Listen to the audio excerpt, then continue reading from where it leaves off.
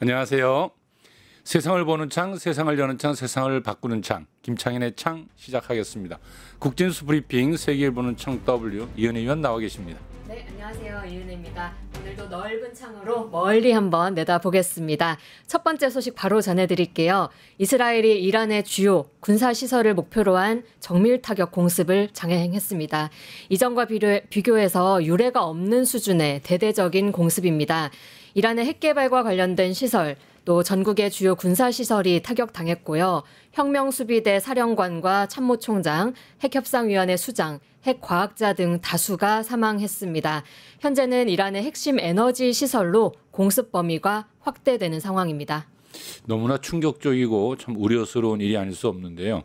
특히 민간인과 어린이가 많이 사망했을 텐데요. 네, 금요일에 열린 유엔 안보리 긴급회의에서 이란 유엔 대사가 이렇게 말했습니다. 이스라엘의 공격은 군 고위 간부들과 핵과학자들을 표적으로 삼았지만 실제 피해자의 압도적 다수는 여성과 어린이를 포함한 민간인이었다. 이렇게 말했습니다. 지금 공습이 계속되고 있어서 피해자는 더 늘어날 것으로 전망됩니다. 이스라엘이 가자 지구에서 수만 명을 학살한 일 있었잖아요. 유엔마저 전쟁 범죄 가능성을 제기하고 있는 상황에서 이런 공습이 벌어진 겁니다. 이스라엘은 예방적 조치라고 말했지만 과연 이를 수긍해야 할지 의문이 제기되고 있습니다. 그래도 미국은 여전히 이스라엘 편이잖아요. 네, 더 우려스러운 부분입니다. 미국은 이란과의 핵 협상 전부터 2달 안에 합의를 하지 않으면 군사적 조치를 하겠다라는 협박을 해왔거든요. 겉으로는 협상을 말하지만 사실 자기 뜻대로 되지 않으면 전쟁을 선택하겠다. 이건 굴복을 강요하는 협박에 지나지 않는다는 해석이 있습니다. 결국 공습이 있고 나서 트럼프 대통령은 공격이 훌륭했다라면서 우리는 이란에게 기회를 줬지만 그들은 받아들이지 않았고 아주 세게 맞았다라고 말했습니다. 그러면서 아직 끝이 아니다. 훨씬 더 많은 게 남았다라고 이란을 압박하고 있습니다. 그 공습 전에 트럼프가 이 공습을 미리 통보받았다고 하던데요. 네. 이스라엘 공습을 알면서 묵인했다. 이거는 이제 비난을 받을 만할 것 같고요. 근데 사실 그 미국과 이란이 그 6차 핵 협상을 이틀 앞두고 벌인 공습이라서 네. 이 공습의 좀 배경을 잘 좀 설명할 필요가 있을 것 같습니다. 네, 원인은 한마디로 핵입니다. 일단 두 나라 간 핵 문제 역사부터 좀 짚어보겠습니다. 이스라엘은 이미 수십 년 전부터 100기 이상의 핵탄두를 보유한 것으로 알려져 있는데요. 하지만 핵 확산 금지 조약 NPT에는 가입을 하지 않았습니다.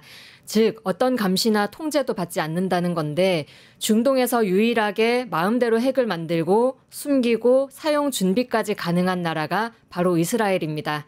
이스라엘은 그동안 우리는 핵을 가지지 않지도 않았다, 없지도 않다라는 태도를 보여왔고요. 반면 이란은 NPT에 가입한 상태로 평화적 핵개발 권리를 주장해왔습니다. 그리고 지금 핵무기를 가지고 있진 않지만 마음만 먹는다면 핵무기를 만들 수 있을 정도의 수준에 도달한 상황이라고 합니다. 이란은 이스라엘과 미국으로부터 자국의 안전을 보호할 억제력으로 핵이 필요하다라고 말해왔습니다. 자위권이란 말인데요. 아무튼 이번 이스라엘 공격은 미국과 이란의 핵 협상을 파탄시키려고 하는 그 이스라엘의 의도가 깊이 깔려 있는 듯하다라는 느낌을 받습니다. 그동안 핵 협상 과정을 한번 좀 짚어본다면요. 네, 일단 지난 3월부터 미국과 이란 간 핵 협상이 이어져 왔습니다. 이 역사도 짧게 살펴보겠습니다. 이미 오바마 대통령 시절 미국과 이란은 포괄적 공동행동 계획 JCPOA를 타결했습니다. 당시 미국은 중동에서 힘을 빼고 중국을 견제하는 데 힘을 쏟고 싶어 했거든요. 그래서 협상에서 미사일 개발이나 군사시설 검증 같은 거는 빼고 핵무기 보유 문제만 다뤘습니다. 그렇게 이뤄낸 합의를 트럼프가 당선되면서 anything but 오바마가 한 건 다 뒤집어 버리겠다라면서 탈퇴를 한 겁니다. 이란 경제 제재도 그때부터 다시 시작됐고요. 그 후에 바이든 때도 별다른 진전이 없다가 다시 트럼프가 등장하면서 지난 3월 미국이 먼저 핵 협상을 제안했습니다. 그 협상이 잘 안 되었으니까 이 사달이 났겠군요. 네, 이게 애초에 잘 되기 힘든 협상이었습니다. 미국은 핵 개발을 포기해라. 어떤 형태든 농축 우라늄은 안 된다. 거기에 또 미사일, 영내 군사 활동도 포기해라, 무기 체제도 검증받아라라고 요구했거든요. 뭐 다 내려놓아라 이런 뜻 같은데 참 어려운 문제 같습니다. 네. 이란은 이스라엘의 핵무장에 대항하는 측면이 강하게 있잖아요. 그래서 그냥 다 내놓으라고 하면은 절대 받아들이기 힘들 텐데요. 그렇죠. 이란이 그 요구를 모두 수용하려면 그렇다면 이제 이스라엘의 핵무장도 내려놓아야 한다 뭐 이런 주장을 할 것 같은데요. 이것도 받아들이기가 또 힘들지 않습니까? 그렇습니다. 뭐 이란의 경우에는 이 협상에서 핵 문제만 다루자, 그리고 NPT가 보장하는 농축권만큼은 포기하기 어렵다라고 팽팽하게 맞섰습니다. 결국 6월 15일 예정되어 있던 이제 차기 협상은 결국 취소되고 말았죠. 네, 애초에 이게 결렬될 것 같으니 이스라엘이 군사적으로 굴복시키려고 공습에 감행한 것이다라는 해석이 있습니다. 지금 말씀하신 대로 협상은 취소됐고요. 또 한편 이란도 탄도미사일을 앞세워서 대규모 보복에 나서고 있는 상황입니다. 알리 하메네이 이란 최고 지도자는 이스라엘이 먼저 일을 시작하고 전쟁을 일으켰다면서 보복의 정당성을 주장하고 있습니다. 여기에 또 미국은 이스라엘을 도와 군대를 투입했습니다. 상황은 점점 격화되고 전면전으로 치닫게 되지 않을까 무척 걱정스러운데요. 이 트럼프와 푸틴이 관련해서 서로 통화를 나눴죠. 네, 어제 50분간 통화로 중동 정세와 우크라이나 평화 협상 등을 논의했다고 합니다. 통화에서 푸틴은 러시아가 이번 상황에서 중재 역할을 할 수 있다고 강조하면서 미국과 이란 간 핵 협상에서 실질적으로 진전을 위한 구체적인 방안도 제시했다고 합니다. 과연 변화를 만들 수 있을지 두고 봐야겠습니다. 예, 좋습니다. 다음 소식 들어볼까요? 네, 이번엔 우리 한반도로 돌아와 보겠습니다. 네. 다들 반갑게 접하셨을 텐데요. 이재명 대통령 취임 일주일 만에 대북 확성기 방송을 전면 중단했습니다. 북한은 곧장 대남 방송 중단으로 화답을 했고요. 앞서 9일에는 통일부가 민간단체의 대북전단 살포 중단을 요구하기도 했는데요. 대통령이 바뀌니까 이런 평화적 조치가 연속적으로 이어지고 있습니다. 그 확성기 방송이라고 하는 것이 남쪽에서 먼저 시작한 거잖아요. 네. 그러니까 그걸 이제 끊으니까 북도 같이 끊었다는 것인데 그 누구보다도 접경 지역 주민들이 무척 반가워했을 것 같습니다. 네, 그 밤낮으로 쇠 긁는 소리, 예. 귀신 우는 것 같은 소리로 많이 시달리셨습니다. 이 소음이라는 게 그냥 귀에 거슬리는 정도가 아니라 청력 손실, 이명, 수면 장애, 불임, 심뇌혈관 질환, 스트레스 질환까지 유발시키는 일종의 폭력이라고 할 수 있거든요. 또 인근 농가에 가축들이 유산되는 등 피해도 속출했고요. 그리고 무엇보다 이 확성기는 심리전의 일환이잖아요. 매일매일 심리전, 전쟁이 벌어지는 건데 그만큼 접경 지역 그리고 더 나아가서 우리 국민의 생명과 안전을 위협했던 문제가 이번에 해소되었다고 볼 수 있겠습니다. 그러니까 참 안 하던 그 확성기 방송을 다시 벌려가지고 참 윤석열 정부는 여러모로 국민을 많이 괴롭혔다 이런 생각이 드는데요. 네. 뭐 조용하던 접경 지역을 완전 쑥대밭을 만들어 놨으니까요. 그러니까요. 그 전에 6년간 이 방송이 멈춰져 있었거든요. 예. 그걸 윤석열이 지난 6월 재개한 겁니다. 이후 군이 매일 10km에서 30km까지 전달되는 방송을 확성기로 계속 틀어낸 거고요. 한국의 발전상 김씨 일가의 3대 세습 비판, 북한 인권 실태 비판, 거기에 K-팝과 대북 심리전 방송까지 송출해 왔습니다. 북에서는 왜 자기 그 최고 지도자를 최고 존엄이라고 표현하잖아요. 네. 북에서 이제 가장 분노하는 게 자신들의 최고 존엄을 모독하는 것 있다 이렇게 얘기를 하는데요. 네. 그걸 매일 튼다는 거는 한마디로 한판 붙자는 것 아니고서는 좀 뭐 설명할 길이 없는 건데요. 네, 혹시 기억하실 텐데요. 2020년에 개성 연락사무소 폭파했던 사건 기억하시죠? 네, 그렇죠. 아주 예. 충격적이었죠. 그것도 돌이켜보면 당시에 김정은 위원장을 조롱하고 북한 체제를 비난하는 대북전단이 촉발했던 일이었습니다. 당시에 노동신문 논설을 좀 보면요. 우리의 최고 존엄을 악랄하게 헐뜯은 인간 쓰레기들의 이번 삐라살포 망동은 우리 인민 전체에 대한 용납 못할 우롱이고 모독으로서 북남 관계 파국의 도화선이 되었다. 특히 우리 최고 존엄과 체제를 중상 모독하는 행위는 가장 첫째가는 적대 행위다. 사실상 총포 사격 도발보다 더 엄중한 최대 최악의 도발이다라고 말했습니다.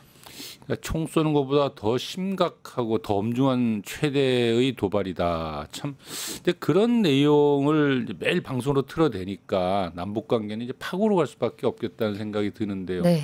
더구더기 이제 또 그 남부 연락사무소를 폭파시키니까 또 남쪽에서는 어떻게 그 우리가 들인 돈을 그렇게 폭파냐고 또 관계가 더 네. 악화되는 거고. 북은 또 사실상 거기에 대해서 또 오물풍선을 날리고 이 뭐 계속 이제 관계가 점점 악화 상황 일로로 달려온 것 같아요. 그런데 이재명 정부 들어서고 나서도 그렇게 막겠다고 했는데 대북 전단이 어제 또 뭐 살포됐다 이런 말이 들리는 것 같습니다. 네, 최근에 납북자 가족협의회라는 단체가 계속해서 살포를 강행하고 있습니다. 4월부터 세 차례 날려보냈고요. 이에 대해서 통일부 정권이 바뀌고 나서 중단을 요청했지만 어제 또 살포했습니다. 지금 모처럼 유화 국면이 조성되고 있는데 이 대북 전단이 다시 망쳐버리는 게 아닌가 우려의 목소리가 높아지고 있습니다. 이재명 대통령은 권고를 어겨서 계속 살포하면 강력하게 처벌하겠다는 의지를 피력했습니다. 2023년에 대북전단 금지법이 위헌 판결로 효력을 잃은 바 있는데요. 향후에 이런 권고 수준이 아니라 금지와 처벌을 명시한 법적 장치가 필요하다는 의견이 나오고 있습니다.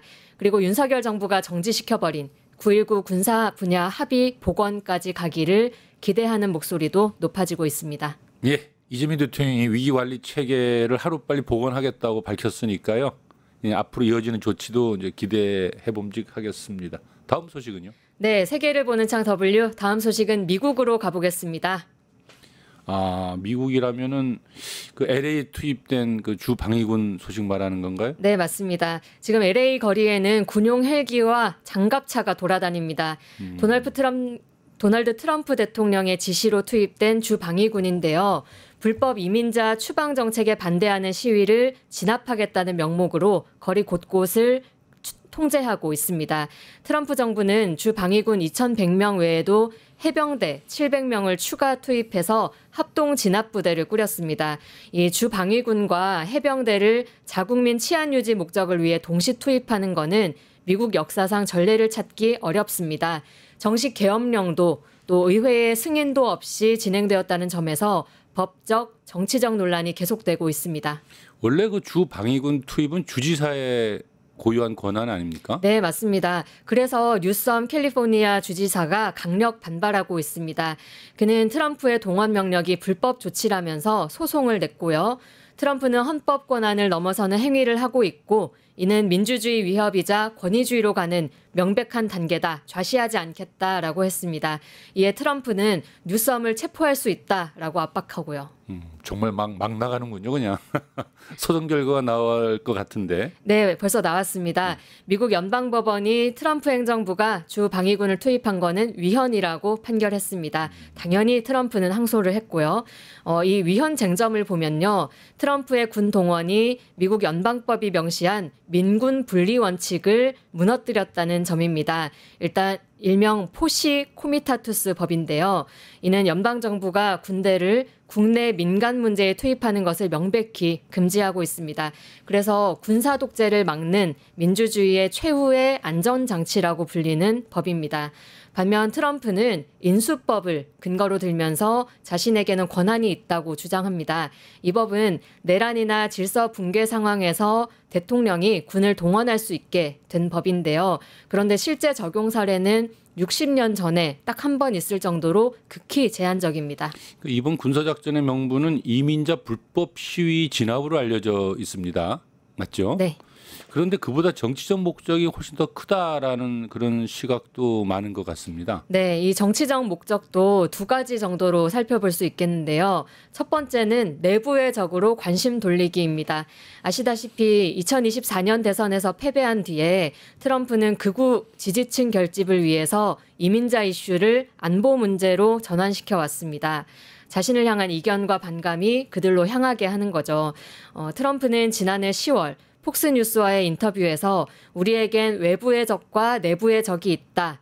급진 좌파 미치광이들은 필요하다면 주 방위군이 정말 필요하다면 군에서 쉽게 처리할 수 있어야 된다라고 말하기도 했습니다. 갑자기 윤석열이 떠오릅니다. 공산 전체주의 세력과 싸우자고 계엄을 때리지 않았습니까? 네, 정말 비슷합니다. 또 하나의 다른 목적은 정적을 죽이고 자기의 입지를 강화하려는 속셈입니다. 이번에 군이 집중 투입된 지역이 이민자 밀집 지역이기도 하지만 민주당 성향이 강한 지역입니다. 그리고 트럼프는 군병력 투입을 시작하면서 무질서와 범죄는 민주당이 다스리는 도시에서 발생한다라는 프레임을 걸었습니다. 이 민주당은 무질서와 혼란을 방치하지만 나는 질서를 지키는 강력한 지도자다. 이런 인상을 심으려는 거죠. 또 한편으로는 민주당 소속 시장들에 대해서 공개적인 압박으로도 볼 수 있습니다. 너네 내 말 안 들으면 이렇게 군 보낸다. 라는 신호로 상대 진영의 위축을 꾀하는 거죠. 특히 이 뉴섬 주지사가 지난 대선 때 바이든 후계자로 거론된 인물이거든요. 그래서 트럼프가 그 미국 말로 쓰레기가 스컴인데 뉴섬과 스컴을 합성해서 그 사람을 뉴스컴으로 부르면서 민주당 실패를 상징하는 인물로 공격해 오기도 했습니다. 이 과연 미국을 민주주의 국가라고 할 수 있을지 참 의문입니다. 네. 트럼프가 너무나 미국을 망가뜨리는 게 아닌가 이런 생각도 들고요. 미국 국민들이 윤석열 탄핵을 보면서 대한민국을 부러워하는 것도 이해할 만합니다. 네, K 데모크라시 수출이 예. 시급한데요. 그렇지 않아도 지금 미국 전역에서 반트럼프 시위가 벌어지고 있습니다. No Kings. 맞아요. 어제 무려 2천여 곳에서 트럼프의 권위주의적 운영을 비판하는 No Kings, 당신은 왕이 아니다라는 뜻이죠. No Kings 시위가 진행됐습니다. 어제는 미국 국기의 날이자 트럼프 대통령 생일이었거든요. 이날 워싱턴 DC에서 탱크며 헬기며 군인 수천 명이 동원된 대규모 열병식이 펼쳐졌는데 이를 두고 트럼프는 왕이 아니다. 오늘은 트럼프의 생일이 아니다. 우리는 왕이 아니라 국민의 통치를 받는다. 트럼프는 민주주의의 적이다 등의 구호를 외쳤습니다. 예, 잘 알겠습니다. 마지막 소식 살펴볼까요? 네, 끝으로 북한 소식입니다. 네. 6월 12일 라진 조선소에서 신형 5,000톤 최현급 구축함 강건호 진수식이 진행됐습니다. 이 강건호는 지난 5월 21일 진수식 도중에 이게 넘어져가지고 좌초된 적이 있는데요. 김정은 위원장은 사고 당일 현장에서 이를 직접 목격하고 6월 말 전원회의 전까지 수리하라라고 지시했습니다. 당시 복구 가능성이 전혀 없다라고 보는 전문가가 참 많았는데요. 23일 만에 복구를 하긴 했네요. 네. 당시 김정은 위원장 그 사고를 국가의 위신 문제로 취급을 했죠. 네, 김정은 위원장은 사고를 두고 이것은 순수 부주의와 무책임성, 비과학적인 경험주의에 인해 산생된 도저히 있을 수도 없고 도저히 용납할 수도 없는 심각한 중대 사고이자 범죄적 행위다. 라면서 이것 때문에 우리 국가의 존의와 자존심이 한순간에 추락됐다라고 말했습니다. 그야말로 이제 극대노한 거네요. 네, 매우 극대노고요. 또 연합뉴스에 따르면 북한이 이 구축함 사고 관련자들의 모습을 의도적으로 매체에서 삭제해 내보냈다고 합니다. 조선중앙TV가 13일 이 진수식 소식을 전하면서 그 전에 3월 달에 김정은 위원장이 함선 건조 사업 현지 시찰했던 당시 사진을 내보냈는데요. 당초에 김 위원장과 함께 있던 김명식 전 해군 사령관이 완전히 삭제된 채로 편집해서 내보낸 겁니다. 아까 범죄적 행위라고 호통을 쳤는데 이에 따른 일련의 조치가 있었음을 예상케 합니다. 아, 그렇군요. 그리고 진수식에서는 앞으로 동일한 급의 구축함을 매년 2척씩 건조해서 배치하겠다고도 밝혔습니다. 또 눈여겨볼 점은 그간 연안 방어 해군 전략에서 원양작전 능력을 갖춘 전력으로 전환을 꾀하고 있다는 점입니다. 진수식 연설에서 신형 다목적 구축함이 해상 방위를 위한 주동적인 견제 역량으로 동해는 물론 태평양을 뜨락처럼 드나들며 적대 세력들을 연해와 대양, 지상 그 어디 배겨 있든 선멸의 보복 타격을 가할 수 있게 하겠다라고 선언했습니다. 최근 미국은 북한과 대화를 좀 시도 중인 것으로 알려져 있는데 그런데 어떻습니까? 이 진수식에서 그와 관련된 메시지는 없었죠? 네, 뚜렷하게 대답은 아닌데요. 그와 연관된 메시지는 있습니다. 지금 트럼프 대통령이 김정은 위원장에게 친서를 보내려고 했는데 북에서 수령을 거부했다고 하잖아요. 이번 진수식에서는 이렇게 김 위원장 얘기했습니다. 최근 미국과 추종국가 군대의 도발적 흉심은 더욱 노골화되고 있다면서 이에 대해 압도적인 군사적 행동을 취하겠다라고 말했습니다. 즉 해석해보자면 미국의 대화 손짓에 반응하지 않겠다는 의지 더 명백하게 표명한 걸로 보입니다. 오늘도 수고 많이 하셨습니다. 네, 고맙습니다. 네, 잠시 전하는 말씀 듣고 바로 광운대 김희교 교수님과 대담을 진행하겠습니다. 유튜브 구독하고 실시간 채팅과 댓글을 남기시면 매일매일 7,000TTCO를 드립니다. 참여 방법은 통통물 어플을 다운로드하고 회원가입과 로그인을 해주세요. 마이페이지에서 나의 회원 고유 번호를 복사해주세요. 유튜브 구독 후 실시간 채팅이나 댓글창에 고유 번호를 한 번만 입력하면 준비 끝! 지금 유튜브 채팅과 댓글 쓰기 참여하고 7,000TTCO 받아가세요. 뉴스토마토 K평화연구원이 12.3 내란을 막아낸 시민영웅 1000명 찾기 프로젝트를 진행합니다. 비상계엄 선포 이후 국회, 광화문, 남태령, 한남동 공관, 헌법재판소 등지에서 내란을 막고 탄핵소추를 이뤄낸 시민영웅 1000명을 찾아내 대한민국 민주주의의 역사로 기록하고 시상의 본보기로 삼음으로써 민주주의를 더 널리 확산하기 위한 프로젝트입니다. 이 과정에 직접 참여했거나 참여자를 추천해 주실 분들은 우측 제보하기 QR코드나 아래 메일로 추천 및 제보해 주세요. 민주시민 여러분의 많은 참여 바랍니다. 뉴스토마토 K평화연구원과 함께 해주실 분들의 추천, 제보 및 후원을 기다립니다. 이재명 정부가 해야 될 한반도 평화 안보 외교적 과제에 대한 대담을 진행하고자 합니다. 광운대 김희교 교수님 나오 계십니다. 반갑습니다. 반갑습니다. 이재명 대통령 시대가 막을 열었지만 사실 눈앞에 놓인 과제가 많이 산적해 있습니다. 무엇보다도 윤석열 정부가 이제 엉망진창으로 외교 관계를 이제 만들어 놨으니까 이거 잘 풀어야 된단 말이죠. 우리 정부가 가장 시급한 외교 과제 뭐라고 생각하십니까? 일단 이재명 정부는 내란을 종식시키는 것이 지상 최대의 과제인 건 분명을 합니다. 근데 이제 이 내란을 종식시키기 위해서는 사실은 윤석열 정부를 보면 내란을 일으키기 위해서 외환을 불러들였잖아요. 그렇죠. 그렇다면 앞으로도 또 그런 집단들이 내란을 일으키지 않게 하려고 한다면 외란을 불러들일 수 있는 토대를 안정화시켜야 돼요.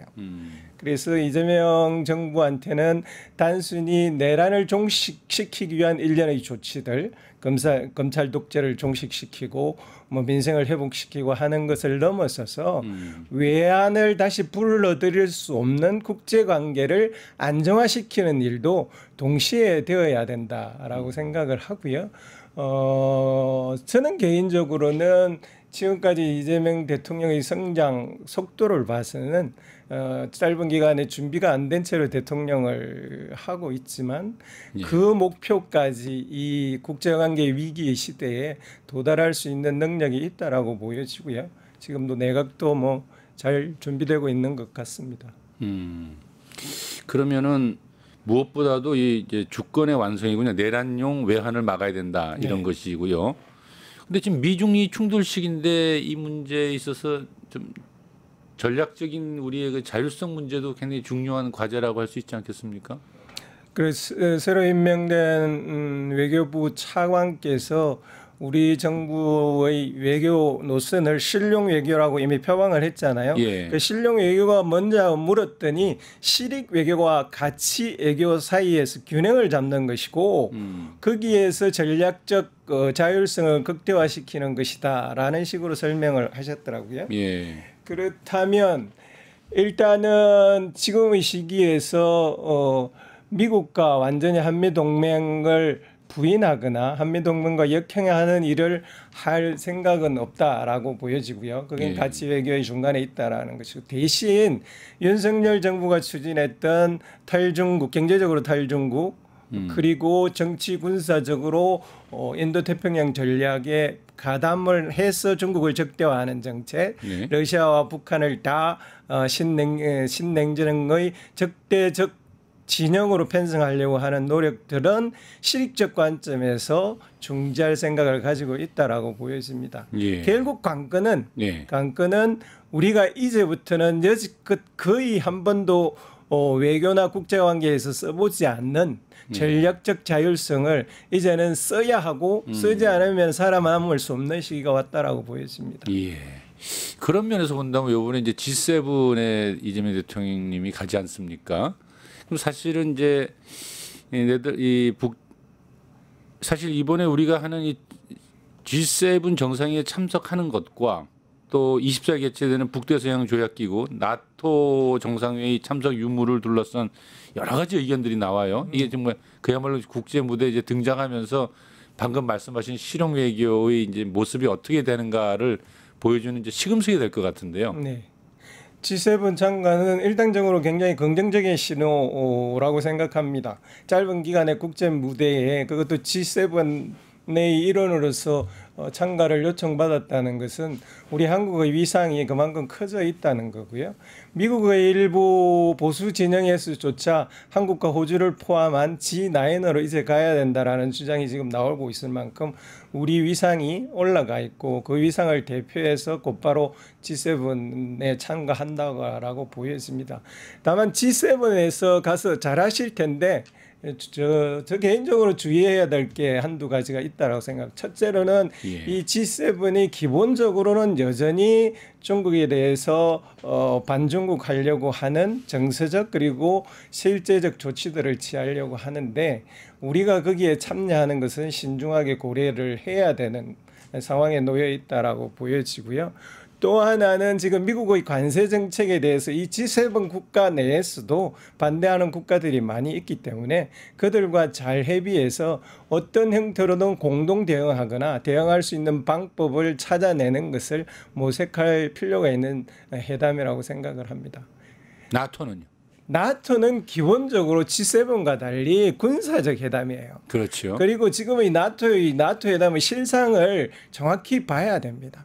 나토는 나토 그 자체도 앞으로 미국 없는 나토로 갈지 나토가 동진을 해서 생명줄을 더 구하려고 할지가 결정이 안 돼 있는 혼란스러운 시기예요. 특히나 위험한 것은 지금 나토는 스스로의 생명을 유지하기 위해서 군사비를 올리는 방향으로 유럽을 끌고 가려고 하고 있고 심지어 네덜란드는 이미 군사비를 5%까지 정액시키다는 발표까지 나올 정도로 적극적으로 군사비를 올리는 방향으로 나아가고 있는 상황이고 또 미국 없는 나토를 준비하기 위해서 일본이나 한국, 호주를 끌어들여서 나토를 확대시키려고 하는 정책을 사용을 하고 있단 말입니다. 예. 그런 것에 자칫 잘못 끼어들 가능성이 있는 굉장히 위험한 시기의 위험한 회담이라고 보여집니다. 그래서 우리에겐 핑계가 있잖아요. 핑계가 지금 사실 정부가 시작된 지 얼마 되지 않는데 밖으로 정상회담을 2개 연속으로 갈 이유가 있을까를 고민해서 이번 기회는 피하는 것이 저 개인적으로는 좋을 수 있겠다 싶습니다. 그러니까 G7은 참석해서 적극적으로 이 국제 무대에서 실용 외교의 상을 보여주고 네. 그리고 나토는 가급적 참석하지 않는 게 좋겠다. 그러니까 나토에서 다루어질 해난들이 뭘까를 보여주면 우리의 국익에는 그다지 이익이 되지 않을 상황이고 나토 그 자체도 지금 어디로 갈지 고민이 많은 상황에 한국에 가서 할 수 있는 일 그 자체가 없을 거라고 생각합니다. EU의 회담이면 얼마든지 참석할 수 있다라고 봅니다. 예, 알겠습니다. 그런데 아까 앞에서 그 G7에서 반중 전선으로 처지는 것에 대한 주의를 기울여야 된다고 하는데 어차피 G7이 모이면 중국에 대한 전선을 치려고 들지 않겠습니까? 회의 내용이.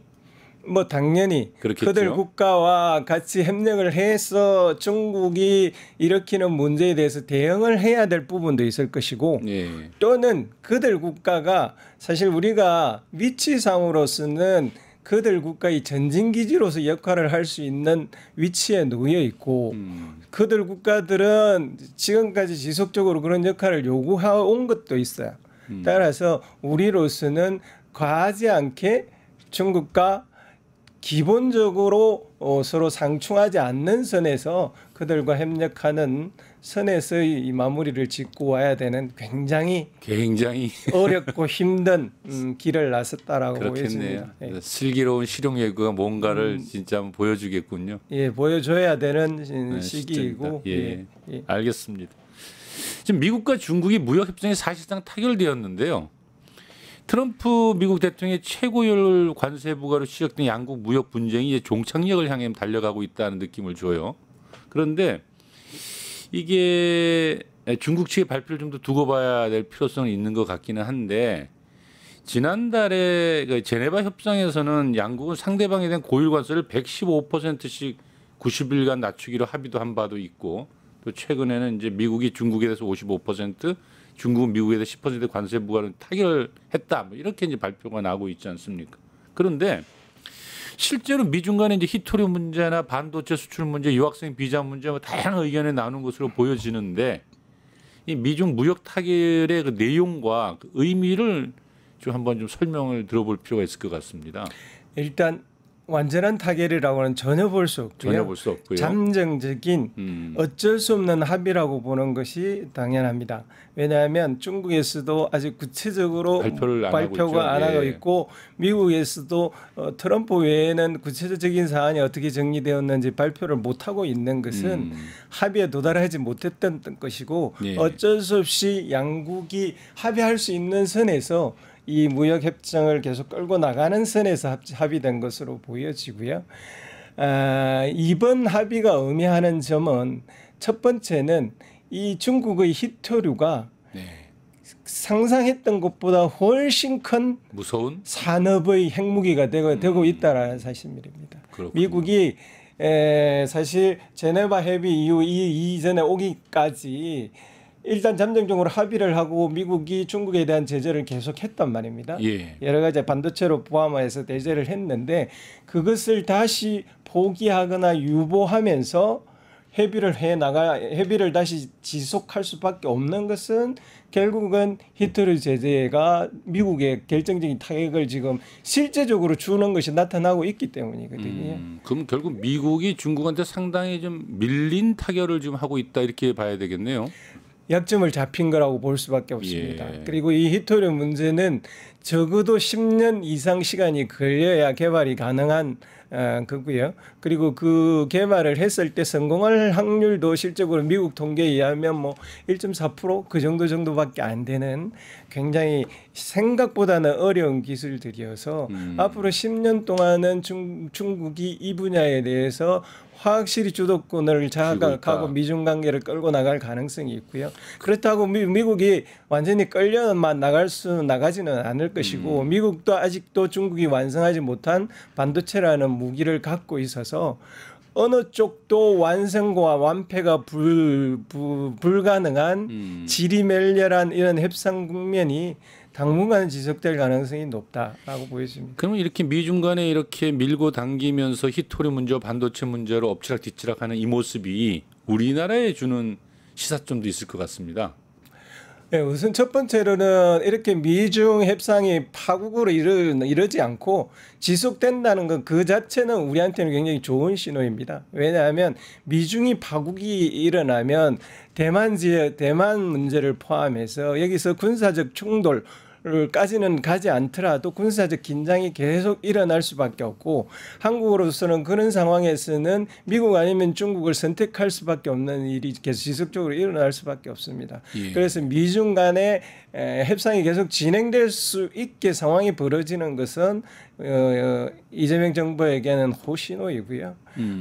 문제는 이제 앞으로 디테일한 협상이 어떻게 진행되느냐에 따라서 우리도 이전과는 다르게 매일매일 새로운 전략을 고민해야 되는 급변하는 정세 속에 들어가 있다라는 것은 분명해 보입니다. 그러니까 미국도 이제 탈중국이 이제 어렵다라는 게 이제 자꾸 증명되고 있는 건데, 그럼 우리도 사실 우리만 자꾸 탈중국 이야기할 필요가 없는 것 아니겠습니까?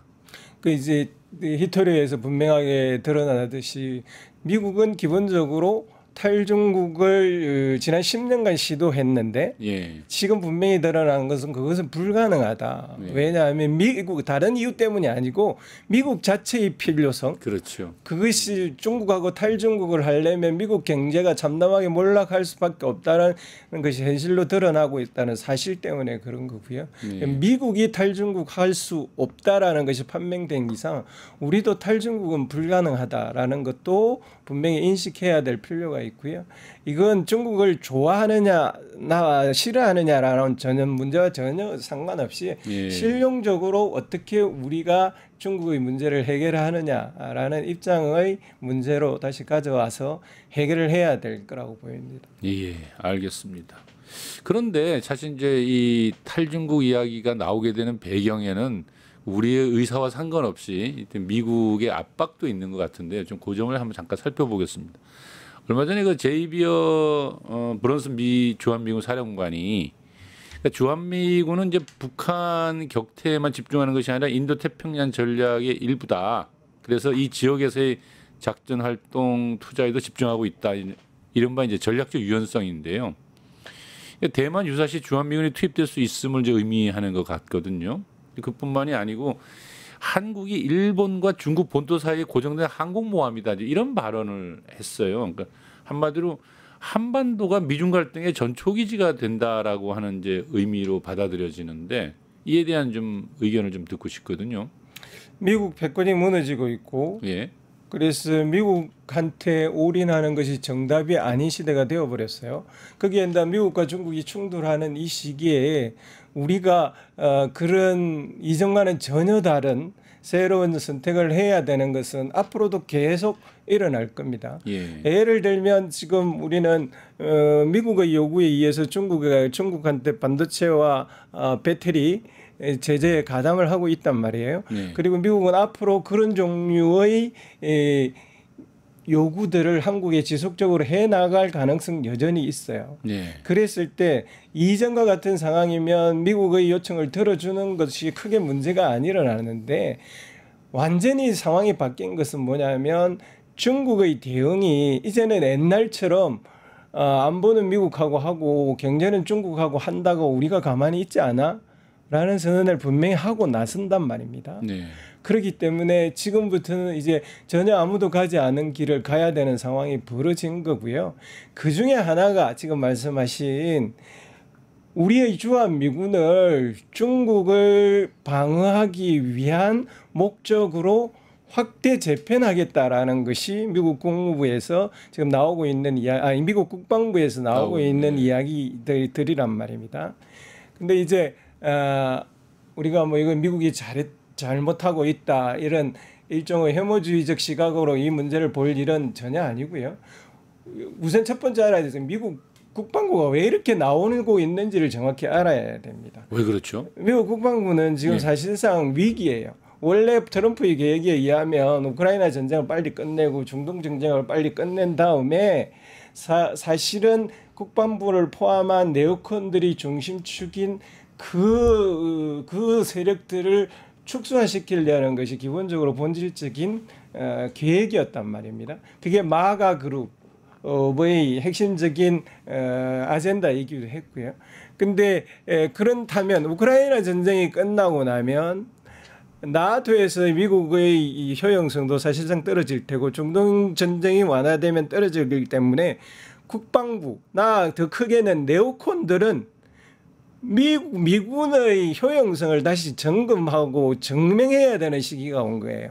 그 길을 위해서는 여지껏 그래왔듯 그들의 필요성을 증명하기 위해서는 어딘가에 관한 위험한 혹은 충돌이 일어나는 지역을 만들 필요가 있다라고 보여지고요. 그런 점에 있어서 대만 문제나 남중국의 문제를 지속적으로 부추기는 것은 국방부로서는 어쩔 수 없는 전략적 선택이라고 보여지는데 네. 여기서 중요한 것은 국방부의 선택이 트럼프의 선택이 될 수 있느냐? 아직은 전혀 그렇지 않습니다. 그건 좀 입장이 서로 좀 모호하네요. 정확하게 일치하고 있다고 볼 수는 없다 이런 거네. 트럼프와 국방부의 관계가. 예, 왜냐하면 예. 미국의 지금 행정부가 통합되어 있고 통일되어 있지 전혀 않아요. 않습니까? 그러니까 국방부의 입장이 곧 트럼프 정부의 입장이 되는 게 아니고 국방부와 재무부나 상무부의 입장이 너무 다르고요. 백악관과 국방부와 백악관과 재무부 상무부 입장이 또 달라요. 그래서 요즘 그 발표문들이 나오는 거 보면 도대체 한 정부에서 이런 이야기가 왜 이렇게 달라질까 할 정도이기 때문에 이 문제는 아직은 트럼프 정부의 정책이 아니기 때문에 면밀하게 주의 깊게 살펴보면서 대비를 고민해야 될 것은 분명해 보입니다. 알겠습니다. 그러면은 이 문제가 좀 더 설명하기가 좋아질 것 같기는 한데요. 그 미국 헤그세스 미국 국방장관이 그 샹그릴라 호텔에서 열린 아시아 안보 대화에서 아까 이제 말씀을 잘 주셨는데 그 이쪽 아시아에 있는 국가들이 인도 태평양 동맹들이 국방비 지출을 중국 견제를 위해서 많이 높여야 된다는 얘기를 하면서 안미 경중하지 마라라는 발언을 했어요. 근데 사실 이 안미 경중은 뭐 우리가 사실 실리 외교 또는 균형 외교 이재명 정부의 실용 외교와의 마찰을 예고하고 있다. 왜냐하면 이제 안미 경제라는 표현을 우리가 굳이 쓰지 않더라도 중국과는 경제 활동을 계속 해야 되는데 뭐 안보는 미국한테 맡기고 중국한테 경제한다 굳이 이러지 않더라도 경제 활동 자체를 중국과 긴밀히 해야 되는 것을 하지 말라는 뜻으로 들리기 때문에 이거는 사실 이재명 정부한테는 굉장히 심각한 발언 아니냐라는 느낌을 받거든요. 예, 발언이기도 하고 사실이기도 합니다. 예. 지금 미국의 발언을 고려하지 않더라도 예. 안미 경중하는 것은 불가능한 시대가 되었습니다. 왜냐하면 미국이 예. 미국 스스로가 이제는 안보는 미국하고 하고 중국하고 경제만 하는 것은 용납할 거야. 그건 해도 돼라고 하지 않고 있고요. 중국도 마찬가지입니다. 경제를 안보의 핑계로 경제를 희생하는 거 우리 용납하지 않아. 이런 시기가 왔고요. 그런 점에 있어서 이 이명박 정부와 이재명 정부가 똑같이 실용 외교를 내세우고 있습니다만은 질적으로 완전히 다른 차이가 거기에서 나타납니다. 이명박 정부는 사실은 중국하고 경제강요만 호의적으로 하고 러시아하고도 교역을 하는 것도 전혀 미국이 왈가왈부하지 않는 그런 시스템으로 구축되어 있었어요. 그런데 이제 그게 불가능합니다. 곧바로 중국과 러시아의 관계 회복이나 미국의 요구를 들어주는 것이 이해가 상충되는 것을 넘어서서 갈등이 일으키는 시기가 왔기 때문에 전례 없는 큰 위기가 닥쳐와 있는 시기라고 봅니다.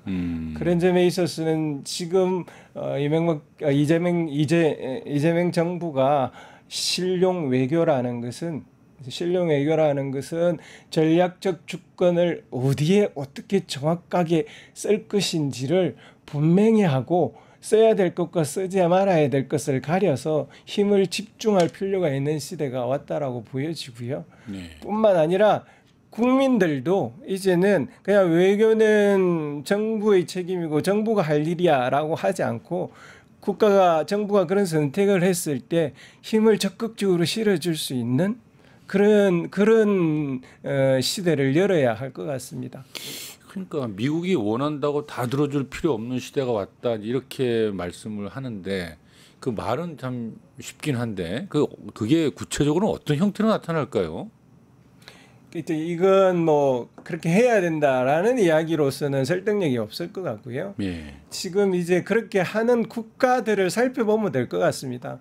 일단 이 미국의 트럼프 정부의 관세 정책이 삐거덕거리기 시작한 것은 캐나다와 멕시코가 완전히 예상과 달리 전폭적으로 반대하고 나서기 때문이거든요. 사실은 중국의 반대보다 그게 더 컸어요. 그것뿐만 아니라 그 다음에 EU도 굉장히 반발을 했단 말입니다. 그래서 그런 반발을 할 수 있는 이유는 단순히 그것이 국익에 해롭기 때문만이 아니라 미국이 이제는 힘이 약해져서 그래도 먹혀 들어갈 수 있는 가능성이 생겼기 때문에 그러는 겁니다. 실제적으로도 그런 현상들이 지속적으로 일어나고 있고요. 따라서 우리는 냉철하게 미국의 힘, 중국의 힘, 그리고 미국과 중국을 빠뜨린 다른 지역의 힘을 측정하고 거기에 맞는 적절한 외교 전략을 구사해야 될 때라고 보였습니다. 잘 알겠습니다. 참 많이 어려운 시대구나라는 생각이 드는데요. 그런데 아까 트럼프가 인도 태평양 전략에 대한 그러니까 바이든은 인도 태평양 전략을 통해서 그야말로 전 세계를 신냉전 구도를 만들어가지고 패싸움을 하자 뭐 이런 이제 구조를 짰었는데 트럼프 시대 와서는 인도 태평양 전략에 대한 자신의 입장이 아직 명확치 않은 것 같다는 느낌을 받거든요. 맞습니다. 예. 예를 들면 대만 문제입니다. 예. 바이든 같은 경우에는 대만의 자유주의를 적극적으로 지지하고 네. 중국이 대만을 침략할 것을 대비해서 동안 아시아 태평양 전략을 짰단 말입니다. 그렇죠. 그런데 트럼프는 대만을 지켜주겠다라는 생각이 기본적으로 없어요. 우선 대만을 지켜주겠다는 생각보다는 대만이 가지고 있는 TSMC 반도체를 미국으로 가져오는 것이 훨씬 더 관심이 큽니다. 그리고 대만의 군사비를 올려서 미국의 무기를 팔아먹는 것이 훨씬 더 중요하게 생각을 해요. 뿐만 아니라 지금 이제 미국이 중국과 협상을 계속해 나가기 위한 중국의 제일 전제는 대만은 중국 것이다라는 것을 인정을 암묵적으로든 공개적으로든 해야만 협상이 가능합니다. 예. 중국은 그것 없이는 어느 국가도 협상을 하지 않아요. 하나의 중국. 예. 예. 그런 점에 있어서는 트럼프 정부는 굉장히 큰 딜레마에 빠져 있어요. 그러면은 우리 이재명 정부도 이 미국과의 관계나 중국과의 관계 속에서 정말 실용 외교로 가는 이 좋은 기치 아래 네. 나름대로 이제 숨 쉴 수 있는 슬기롭게 운영해 나갈 수 있는 여지도 충분히 있을 수 있겠는데요. 저는 위기보다 훨씬 기회가 크다고 생각합니다. 저거는 어디까지 보느냐 하면 어쩌면 이재명 정부가 잘하면 예. 우리가 100년 동안 꿈꿔왔던 근대를 완성하는 시기도 될 수 있겠다라고 생각합니다. 그러니까 근대 완성 두 가지인데요. 영토를 완전히 정리해야 되고요. 그 말은 무슨 말씀이냐면 아직도 우리 헌법은 북한을 우리 땅이라고 하는데 예. 우리 땅을 실제도 아니고 북한은 이국가 체제로 가자고 하고 있고 예. 그런데 거기에서 계속 지속적인 적대적 문제가 생기고 있고 그것을 완전히 정리할 힘이 있다라고 보여지고요. 우리는 주권을 완전히 되찾지 못했는데 그 주권도 완전히 되찾을 수 있는 기회가 되어 있다라고 보여지는데 왜 그렇게 판단을 하느냐 하면 여기서 말하는 주권이라 하는 것은 뭐 전시작전 권을 포함한 여러 가지들이 있죠. 통수권, 예. 저는 그게 상징적인 대표적인 거고요. 그 이야기를 더 하기는 시간이 없을 것 같고, 예. 그런 점에 있어서 더 큰 국가의 토대를 좀 더 단단히 할 수 있는 기회이기도 하다라고 생각하는 이유가 뭐냐면 미국과 중국이 이렇게 서로 충돌하고 있고 미국이 이전보다도 힘이 많이 무너져 있는 이런 상태에서 한국이 지금 G7한테 G9으로 들어오려고 요청받고 있을 만큼 국력이 크단 말입니다. 예. 그 국력을 우리가 필요한 핵심 타켓에 집중을 하면 저는 충분히 얻어낼 수 있는 시기라고 생각을 합니다. 알겠습니다. 정말 이재명 정부가 많은 어려움이 다가오긴 있지만 또 한편으로는 기회를 맞이할 수 있다. 네. 이렇게 듣고 가겠습니다. 얼마 전에 이재명 대통령이 시진핑 국가주석과 첫 정상 통화를 가졌어요. 여기서 이제 보니까 뭐 서로 좋은 얘기들도 나눈 것 같은데 양자 협력하자, 뭐 다자간 조율을 하자 이런 얘기를 나누는데 그 두 정상의 전화 통화에 담긴 내용 의미를 좀 잠깐 좀 밝혀주시고 갈까요? 중국 측 자료를 이렇게 쭉 훑어보면 예. 일단 중국은 그동안 윤석열 정부 동안 한중 관계가 윤석열 정부 이전으로 돌아가기를 직간접적으로 너무 원했고 있었고 이재명 정부가 들어서면서 그럴 가능성이 열렸다는 점에 있어서 굉장히 좋은 분위기가 있다라는 것을 분명히 느낄 수 있고요. 그러면 이제 그런 측면만 있냐 하면 그 짧은 정상 통화 중에서도 세 개의 중요한 과제를 한국한테 던졌어요. 우리는 다자주의를 지지하고 다자주의를 해라. 자유무역을 지지를 하고 글로벌 공공망 체제를 옹호해야 된다. 이 세 개의 핵심 코드를 정상 통화에서 그 짧은 시간에 말을 했단 말입니다. 이 세계는 지금 미국이 추구하고 있는 기본적인 전략과 딱 배치되는 세계의 문제입니다. 따라서 그냥 낙관적으로 한중 관계가 좋아질 것이다. 그렇게 볼 수는 없고요. 이 세 가지 문제에 따라 대해서 우리 국가가 어떤 전략적 입장을 취해서 미국과 중국을 설득해 나갈 것이냐라는 문제가 눈앞에 바로 다가와 있습니다. 한마디로 이 한국 정부한테 청구서를 내밀었네요. 일종의 청구서이죠. 예. 네, 청구서라고 보면 됩니다. 어쨌든 명확히 다른 것은 옛날처럼 중국의 핵심 이익을 건드리지 않는 한 한미 동맹을 존중하겠다라는 태도는 이제는 전혀 없네요. 이제 막 이제 요구를 하기 시작을 했네요. 참이 갈수록 어려워지는데 그럼 이제 에이펙 회의라든지 뭐 시진핑과의 정상회담이라든지 또는 히토리 문제나 이런 것들도 다 이 청구서에 따라서 좀 내용이 달라질 수도 있겠습니다. 당연하죠. 이제 사실은 중국도 그 정도까지일지는 몰랐는데 히토리 위력이 엄청 대단하는 것을 미국까지 굴복시킬 만큼 대단한 것을 확인을 했고요. 그 히토리 문제는 향후 10년간 근본적으로 해결될 가능성은 없고 한국도 그 한복판에 있는 국가이고 그리고 한국은 어쨌든 중국이라는 큰 시장을 활용할 수밖에 없는 상황이고 이런 전반적인 것들이 중국도 고려해야 될 것이고 그런 점에 있어서 일단은 중국은 굉장히 우호적으로 한국의 손을 내밀고 협력해 나가려고 할 행보를 보일 가능성이 높습니다. 그런데 만약 미국이 요구하는 요구를 받아서 중국이 도저히 수용할 수 없는 그 어떤 것을 행할 경우에는 이제는 중국도 거기에 대한 대응을 적극적으로 할 가능성이 저는 높다고 봅니다. 인리하지 않을 것 같다. 네. 정말 어려운 시기입니다. 네. 이재명 정부의 성공을 위해서 좀 많은 조언을 좀 해주시기 바랍니다. 최근에 중국 다녀오셨죠? 예. 어디 다녀오셨어요? 베이징하고의 선양을 가져왔다. 선양이요.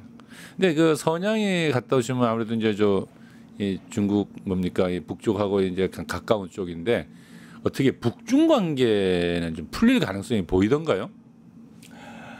일단 저는 많은 도움이 되었는데요. 최근에 중국과 북한을 왔다 갔다 하는 무역상 이야기를 들은 사람을 만났습니다. 네. 그 왔다 갔다 하고 있는 무역상들의 공통적인 의견은 북한의 경제가 이전과 달리 상당히 안정되어 있다라는 이야기들을 공통적으로 한다고 합니다. 이미 학자들도 그런 분석을 내놓고 있는데요. 이유는 크게 두 가지인 것 같아요. 하나는 일단은 북한이 그동안 지난 반세기 동안 집중해오던 핵무기 체제를 완성을 했잖아요. 일단 완성했다라고 표현을 하겠습니다. 완성을 했기 때문에 거기에 드는 자본이나 국력의 일부를 경제 쪽으로 특히 지방 경제를 발전시키는 데로 돌리고 있어서 자체 수급의 자체 경제적 순환이 가능해진 상황이 있고요. 또 하나는 당연히 모든 사람이 주장하고싶이 러북신 동맹으로 북한이 군사적 대가를 받아서 여러 가지 경제적 제재도 회피할 뿐만 아니라 달러도 사용할 수 있는 상황이 벌어진 것이 기본적으로 북한 경제를 이전보다는 원활하게 잘 돌리고 있다라는 것 같고요. 중국하고는 기본적인 경제 관계는 다시 하고 있습니다. 예를 들면 노동자들도 중국에 파견해서 노동력을 팔고 있고요. 무역상은 자유롭게 왔다 갔다 하고 있는 상황인데 이제 많이 해결이 됐네요. 해결이 되고 있는 건데 그럼에도 불구하고 제가 느끼는 정치적인 상호관계는 제가 중국을 여지껏 방문했던 것 중에 가장 최근이 나쁘지 않을까? 냉랭해요. 굉장히 냉랭하다. 그건 그 가장 기본적인 요인은 쉽게 표현하면 북한이 중국말을 안 듣는다. 그리고 러시아와 군사적 동맹 관계로 지나치게 경도되어 있다. 이런 것들이 중국을 불편하게 하고 양자 관계를 냉랭하게 만드는 근본 요인으로 보여집니다. 그렇습니까?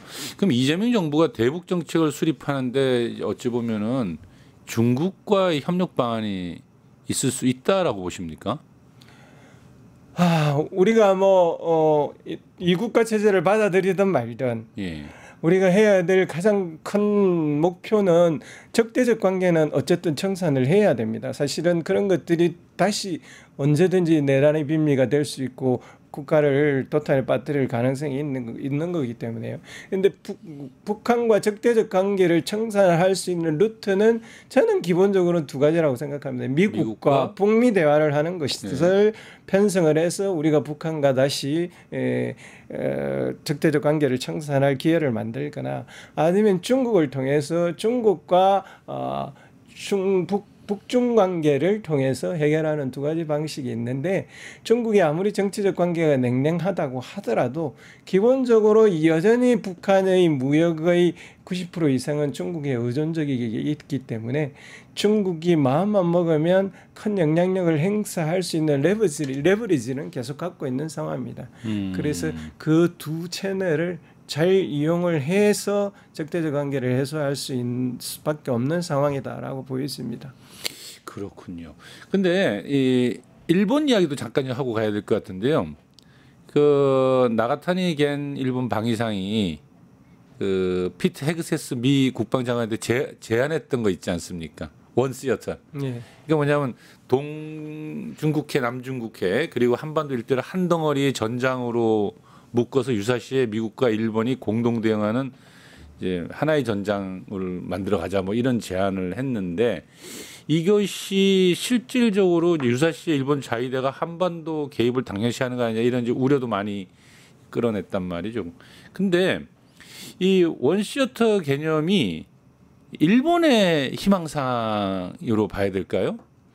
당연히 일본의 희망사항이고요. 윤석열 정부 내내 우리가 거기에 대해서 진보 진영에서는 경계심을 가지고 왔던 사안이기도 합니다. 그것은 일본으로 보면 어쩌면은 하나의 당연한 전략적 선택일 수도 있을 거예요. 그러니까 원시어터라고 하나의 전장으로 하면 한국이나 호주 심지어는 동남아시아 국가들까지도 그들과 한 편을 먹어서 안보적 토대를 구축할 수 있을 뿐만 아니라 그들의 군대를 이른바 그들이 말하는 정상화시킬 수 있는 기회가 되기 때문에 지속적으로 추구할 가능성이 높은데 지금 문제가 되는 것은 미국 국방부에서 거기에 대한 일종의 하다 비슷한 것을 하고 있는 게 문제란 말입니다. 네. 이제 그걸 어떻게 보느냐라는 건데 그것이 미국의 정책이라고 보기에는 어렵고요. 미국과 일본의 거구들 간에 기존에 지속적으로 존재해오던 어떤 합치된 사고방식이 그런 식으로 또 출발되었다라고 보여지고 이것이 국가의 정책 단계로는 아직 가지 않았지만 충분히 어디서든 우리가 경계심을 가지고 지켜보아야 될 일이라고 보여집니다. 알겠습니다. 네. 예, 이제 시간이 다 돼가니까 마지막 질문을 좀 던지면서 이제 선생님과 대담을 좀 아쉬운 대담을 정리해야 될 것 같은데 오늘 어떻게 그러니까 선생님과 저 옷 입은 이 복장이 비슷합니다. 이게 까만 바탕에. 그러네요. 이 백악관에서 있잖아요. 선거 평가를 내릴 때 네. 아니 뭐 이렇게 축하한다 이런 얘기만 하고 말면 되는데 네. 그 마지막에 뭐 중국의 간섭과 영향력이 우려스럽고 우린 그걸 반대한다 뭐 이런 이상한 이야기를 우리 대통령이 당선되고 난 다음에 하는 논평에서 나왔단 말이죠. 그걸 보면서 도대체 이게 이 음모론자들 말처럼 뭐 부정선거를 했다는 소리 이제 중국이 부정선거에 개입을 했다는 말을 하는 것인지 참 여러 가지 생각을 하게 만들었는데요. 이 얘기를 왜 마지막에 던지냐면 지금 이제 이재명 정부에게 마지막 한마디를 좀 한다면 어떤 게 좋을까라는 얘기를 할 때 이제 이 중국과 관련되어 있기 때문에 좀 이 문제를 미국과 중국이 다 얽혀 있는 이 문제를 어떻게 극복해 나갈 수 있겠느냐 이재명 정부에게 한마디 하면서 그 문제를 좀 정리를 해주시죠. 사실 그 문제는 그냥 백악관 출처고 구체적으로 누가 말했는지도 안 나오고 있던데요. 저는 그 발언은 별로 신경 쓸 필요가 없다고 생각합니다. 국무부는 그하고 완전히 다른 발언을 공식적으로 했고요. 그것은 저는 오히려 지금 미국의 백악관이 어떤 수준에서 돌아가고 있는지를 적나라하게 보여주는 일이라고 생각합니다. 예를 들면 한국의 신정부한테 중국을 때리는데 동참하라 이런 이야기들을 어떻게 백악관이 공개적으로 그것도 첫 코멘트로 하고 있다라는 것이 예. 백악관이 얼마만큼 무력해졌거나 무능해졌는지를 보여주는 하나의 대표적인 단적이네라고 보여지고요. 예. 그런 점까지 다 고려를 해서 우리 정부는 정책을 수립하고 집행해야 될 거라고 생각합니다. 예. 이재명 정부는 뭐 이제 속속들이 외교 안보 라인이 다 구축이 되고 있고요. 예. 뭐 현재까지로는 유능한 분들이 다 입각을 하고 있어서 잘 할 거라고 생각됩니다만, 다만 한 가지 중국을 전공하로서 저로서 걱정되는 것은 지금 세계는 이제 미국과 2차 방정식을 먼저 풀고 그 부수적으로 중국이나 러시아나 EU와 같은 그리고 브릭스와 같은 문제를 풀어나가는 시대가 전혀 아니고요. 그런 시대가 아니다. 시작부터 다차 방정식으로 풀어야 되는 시대가 왔는데 그런 고민은 아직 잘 보이지 않는 것 같아서 그런 고민들을 좀 잘 고려를 해서 다차 방정식이라는 큰 틀에서 풀어서 이 정부가 우리 100년 동안 꿈꿔왔던 꿈까지 이룰 수 있는 토대를 마련하는 정부가 되었으면 좋겠습니다. 잘 알겠습니다. 한마디로 한미 동맹의 덫에만 걸려 있으면서 이 전 세계를 바라보지 못하는 그런 시각에서는 빨리 벗어나야 된다라는 네. 거죠. 알겠습니다. 이재명 정부가 탄생하고 그러나 대한민국을 둘러싼 국제 정세는 정말 심각하기 짝이 없습니다. 숨 돌릴 틈도 없이 맞서 싸워가야 할 파도가 밀려오고 있는 듯한데요. 우리가 한시도 잊어서는 안 될 것이 있다면 우리의 주권, 국익인 듯합니다. 함께해 주신 여러분 감사합니다. 명쾌하게 정서 읽어주신 김희교 교수님 감사합니다. 감사합니다. 세상을 보는 창, 세상을 여는 창, 세상을 바꾸는 창, 김창현의 창이었습니다. 뉴스토마토가 12.3 내란을 막아낸 시민영웅 1000명 찾기 프로젝트를 진행합니다. 내란을 막고 탄핵 소추를 이뤄낸 시민영웅 1000명을 찾아내 대한민국 민주주의의 역사로 기록하고 시상의 본보기로 삼음으로써 민주주의를 더 널리 확산하기 위한 프로젝트입니다. 이 과정에 직접 참여했거나 참여자를 추천해 주실 분들은 우측 제보하기 QR코드나 아래 메일로 추천 및 제보해 주세요. 많은 참여 바랍니다. 뉴스토마토와 함께해 주실 분들을 기다립니다.